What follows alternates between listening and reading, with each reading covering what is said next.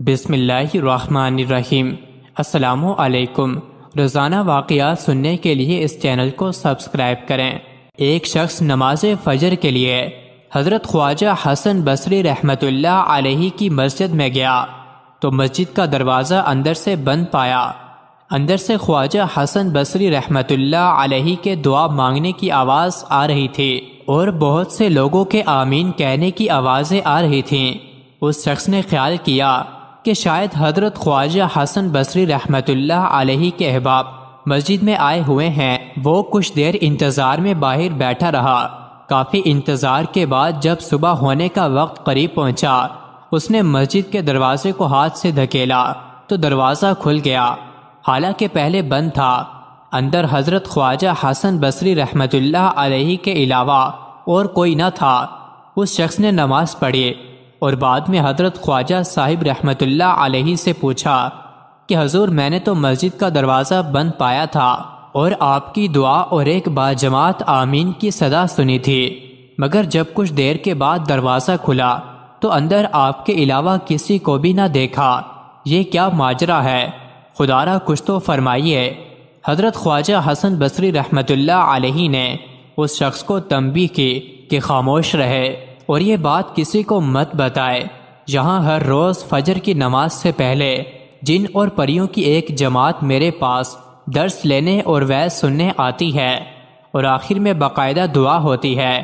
آج بھی وہ مخلوق آئی ہوئی تھی اور انہوں نے ہی دروازہ بند کر رکھا تھا، اور جب وہ باہر نکلیں تو تمہیں خبر تک نہ ہوئی۔ حضرت خواجہ حسن بصری رحمۃ اللہ علیہ کا ہی ایک واقعہ ہے کہ ایک مرتبہ ایک حبشی دریا کے کنارے ایک عورت کو اپنے قریب بٹھائے شراب نوشی میں مشغول تھا۔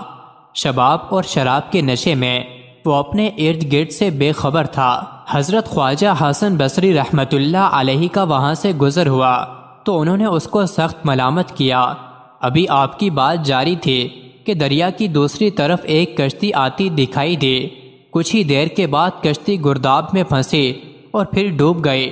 مال و اسباب اور سوار تمام کے تمام غوطے کھانے لگے۔ اسی وقت وہ حبشی دریا میں کودا۔ اس نے پہلے سواروں کو اور پھر ان کے اسباب کو پانی سے نکال باہر کیا۔ یہ سارا واقعہ حضرت خواجہ حسن بصری رحمۃ اللہ علیہ نے اپنی آنکھوں سے دیکھا۔ اسی وقت توبہ کی اور عہد کیا کہ آئندہ کسی ذلیل سے ذلیل شخص کو بھی کمتر نہیں سمجھیں گے۔ حضرت حنظلہ رضی اللہ تعالی عنہ کی رئیس المنافقین عبداللہ بن ابی بن سلول کی بیٹی جمیلہ سے شادی ہوئی۔ ان کی رخصتی اس رات جس کی صبح مسلمانوں کو غزوہ احد کے لیے نکلنا تھا، آپ رضی اللہ عنہ نے رسول اللہ صلی اللہ علیہ وسلم سے اپنی نئی نویلی دلہن کے پاس پہلی رات گزارنے کی اجازت چاہی۔ بارگاہ رسالت سے اجازت مل گئی۔ صبح کی نماز پڑھنے کے بعد دربار رسالت میں حاضر ہونے کا ارادہ کر رہے تھے کہ نئی نویلی دلہن نے روک لیا۔ وظیفہ زوجیت ادا کرنے کی وجہ سے جنبی ہو گئے اور غسل کی ضرورت پیش آ گئی۔ اسی وقت آپ کی اہلیہ محترمہ اٹھیں اور اپنی قوم کے 4 آدمیوں کو بلاوا بھیجا۔ وہ آ گئے تو بولیں، تم لوگ گواہ رہو کہ حنظلہ رضی اللہ عنہ نے میرے ساتھ صحبت کی ہے۔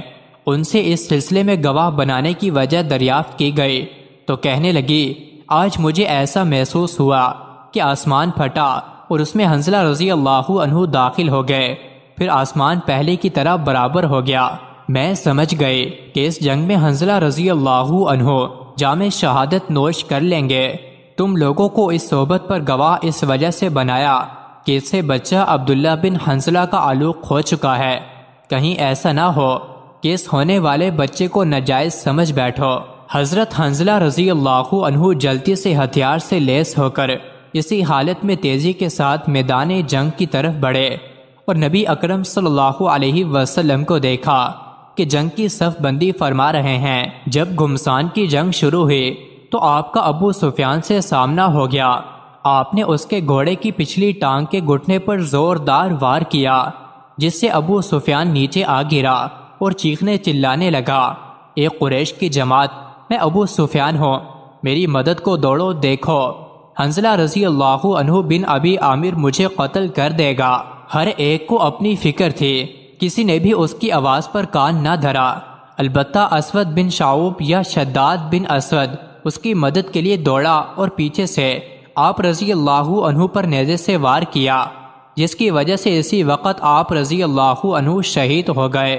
حضور صلی اللہ علیہ وآلہ وسلم جب جنگ سے فارغ ہوئے تو پہاڑ کے دامن کی طرف دیکھا اور صحابہ سے فرمایا، دیکھو وہاں کون ہے؟ ملائکہ آسمان سے چاندی کے کوزے بھر بھر کر لا رہے ہیں اور کسی کو نہلا رہے ہیں۔ حضرت ابو اسید عدی رضی اللہ تعالی عنہ کا بیان ہے، ہم نے وہاں جا کر دیکھا تو حضرت حنظلہ رضی اللہ تعالی عنہ پڑے تھے اور ان کے بالوں سے پانی کے قطرے ٹپک رہے تھے۔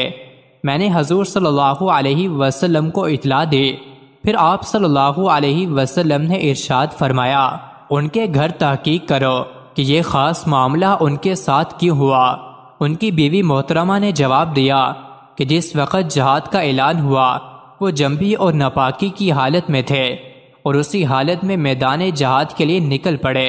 رسول اللہ صلی اللہ علیہ وسلم نے یہ سن کر ارشاد فرمایا، ہاں اسی وجہ سے فرشتوں کی جماعت انہیں غسل دے رہی ہے۔ اس واقعے کی بنا پر حضرت حنظلہ رضی اللہ تعالی عنہ کو غسیل الملائکہ، فرشتوں کے نہلائے ہوئے کہا جاتا ہے۔